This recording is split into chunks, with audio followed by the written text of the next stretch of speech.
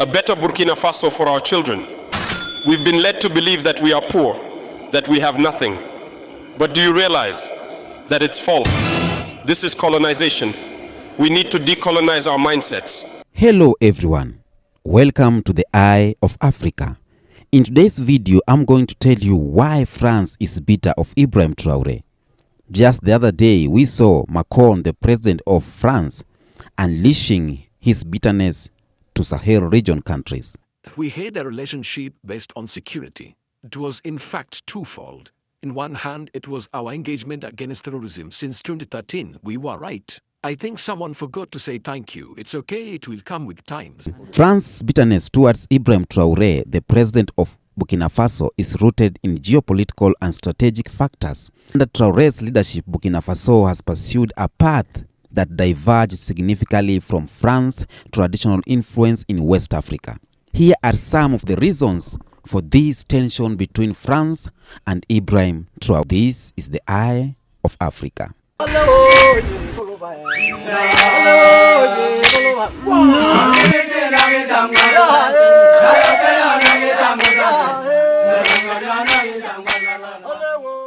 Number 1. Deduction of French influence. Ibrahim Traore, the president of Burkina Faso, has taken decisive actions to reduce France's influence in his country and, by extension, in West Africa. His leadership reflects a broader regional trend of rejection or rejecting neo-colonial relationships with France. Traore has taken these key steps to diminish French influence. Expulsion of French troops. French military departure. In January 2023, Traore's government terminated the military agreement with France, which had allowed French troops to operate in Burkina Faso under Operation Barkhane. This led to the withdrawal of approximately 400 French soldiers. This move ended decades of French military presence and highlighted Burkina Faso's desire for more autonomous approach to security. Traore has shifted towards Russia, inviting military cooperation and support, including possible ties with the Wagner Group. Russia's influence is seen as a counterweight to France's dominance in the region. Burkina Faso under Traore has sought partnership with other non-Western nations to reduce dependency on France for aid, trade, and security. And this has reduced the influence of France in Burkina Faso. Traore government shut down French Cultural Center, symbolizing a break with French cultural and ideology. French media outlets like Radio France and France 24 were banned for allegedly spreading misinformation and undermining the government. And by banning these media, this has reduced the influence of France to Burkina Faso. Let's talk about CFA franc critique.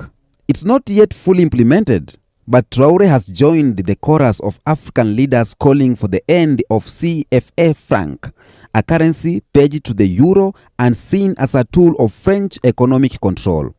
This aligns with growing calls for monetary sovereignty in francophone Africa. Promotion of panAfricanism. Burkina Faso needs us. Mali needs us. Niger needs us. They have taken a stand, a position that has been needed for centuries in Africa. Traore champions pan-African ideals, advocating for African unity and sovereignty. His rhetoric and policies resonate with a younger anti-imperialist generation. This ideological shift challenges France's soft power and influence in shaping regional narratives. Traore government has aligned with neighboring countries like Mali and Niger, which has also expelled French troops and embraced alternative partnership.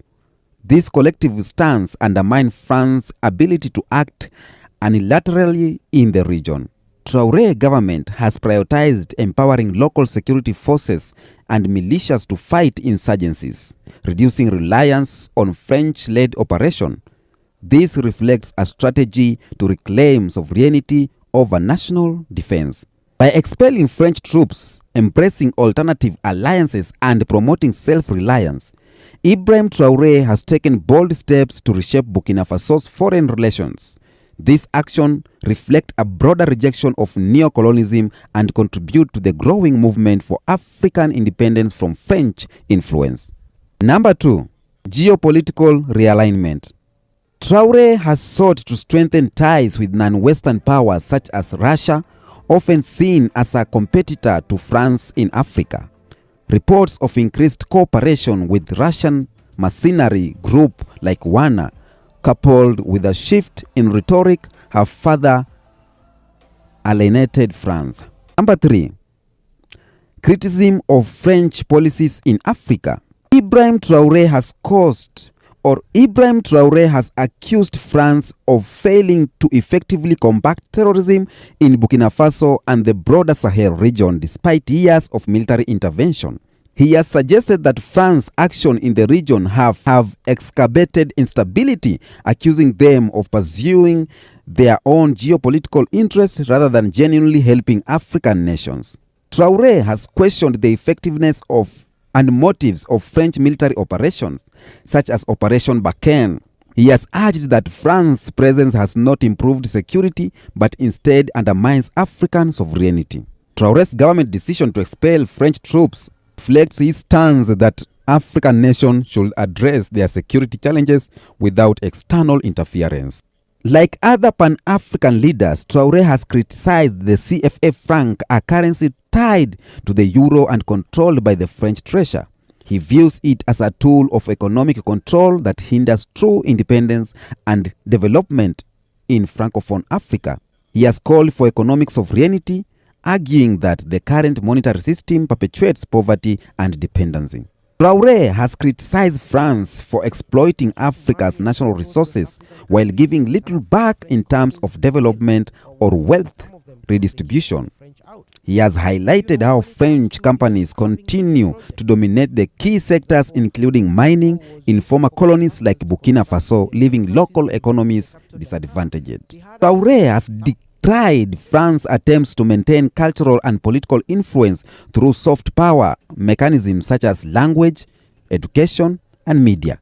Traore has echoed the frustration of many Africans who feel that France continues to interfere in their domestic affairs, popping up leaders who serve French interests rather than those of their own people. His alignment with leaders in Mali, Niger, and Guinea reflects a shared stance against French influence in West Africa. Traore's rhetoric often emphasized the need of Africans to reclaim their sovereignty and unite against foreign exploitation. He has criticized France for undermining efforts towards pan-Africanism and self-determination. This is colonization. We need to decolonize our mindsets. We need to have a different discourse. And raising awareness, we are here for that too. Through actions and public statement of Traore, he has positioned himself as a leading voice against French neocolonialism in Africa. His critics resonate with a younger generation and a growing regional movement that seeks to redefine Africa's relationship with foreign powers. Number 4, Pan-Africanism and sovereignty. To every black person on every corner of the world, hears and understand why we are the only race that's left to understand the importance of unity. We don't have to love each other. We don't have to like each other, but we have to understand that our sheer survival depends on our unity. Traore is part of a new wave of African leaders advocating for greater sovereignty and pan-African unity, challenging France's traditional neo-colonial role in francophone Africa. His rhetoric and policies resonate with the younger population who are increasingly demanding independence from foreign powers. Number 5, impact of coups in francophone Africa. Rise of leaders like Traore following coups in other francophone nations, such as Mali and Niger, represent a broader rejection of French dominance. This regional trend threatens France's influence not just in Burkina Faso, but across West Africa. France's frustration likely stems from its wanting control in a region it once dominated. With the rise in leaders and movement determined to redefine Africa's relationship with foreign powers, Traore's policies symbolize this shift, making him a focal point of France's concern. And this is why France is bitter with Ibrahim Traore. And many people think that France one day will think, or France have been behind all these coup attempts on Ibrahim Traore. Tell us what you think on the comment section. This is the Eye of Africa. Hello,